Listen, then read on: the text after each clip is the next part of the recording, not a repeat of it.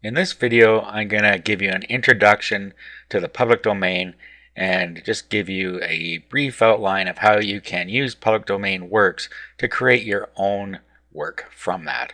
I'm going to speak specifically about ebooks, but there's many other things in the public domain such as art, software, you name it, it's here. Okay, so one of the sites that I like is called manybooks.net. It has actually taken a lot of the things from Project Gutenberg, which is the main source of public domain works, and it's made them a little easier to navigate through. So what I do is I always go with genres. Now you can do this any way you want, but I like to look at genres and then decide what type of book I want to create from here. So let's go to cooking and see what we have in here. Okay, so you can look through these until you find something that looks interesting to you and that you might want to create a product from. Okay, so let's say we were going to create a vegetarian cookbook.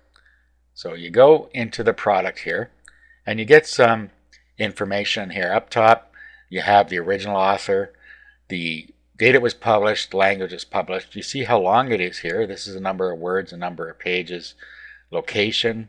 Of course, the genre we already know, how many times it's been downloaded, when it was added to this site, and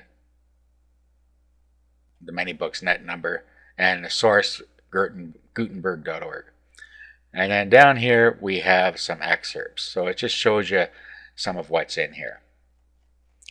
Now what you want to do is you're going to want to download it. Now there's a lot of different formats that you can download it in here, and it depends what you're going to use to edit it. I don't suggest you bring it down in PDF, because PDF is really a readable format, not a writable format. You're usually pretty safe with RTF, which is rich text format.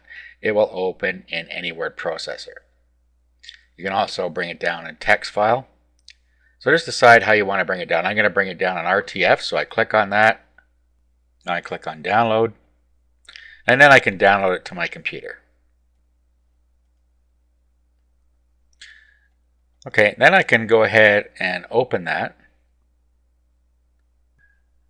Okay, I just opened it in WordPad here. What I actually am going to do is I'm going to do an open it with, and I'm going to open it with openoffice.org.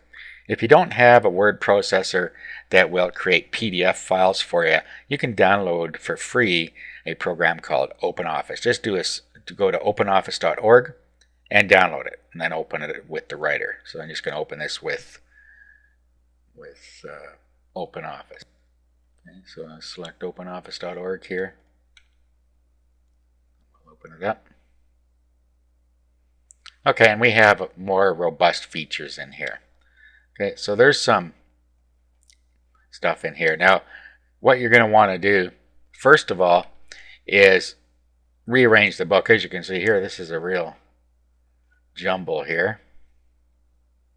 So you'd have to go in and really fix up any text errors and reformat it.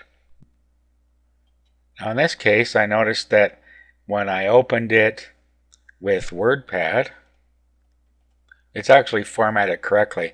So what you might want to do is just save it in WordPad and then reopen it. So what we'll do here is we'll just save as, and then we'll just give it a different title here. So let's call it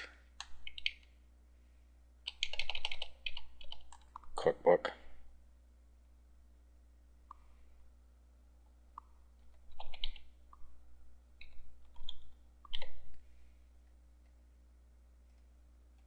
Okay, now what you could do is just open up Cookbook with OpenOffice.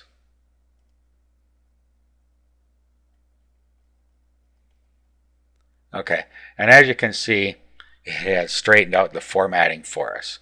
So then we could continue with editing the ebook. Okay, so what you're going to want to do at this point is go through it, see if there's anything that you want to change. There likely is. And like language and stuff, for instance, is different now than it was in, say, 1906 or 15 or whenever this was made. So conversational language has changed since then. So you're probably going to want to go through, read this, and change anything to make it more modern. You also decide what content you want to put in here, any other changes you want to make. Then, of course, what you're going to want to do is have some graphics created. Okay, the graphics, you can put pictures in with the recipes, for instance. You need a graphic for the book, and you're going to need a graphic for the website you're going to sell it off, if you are in fact going to sell it off a website.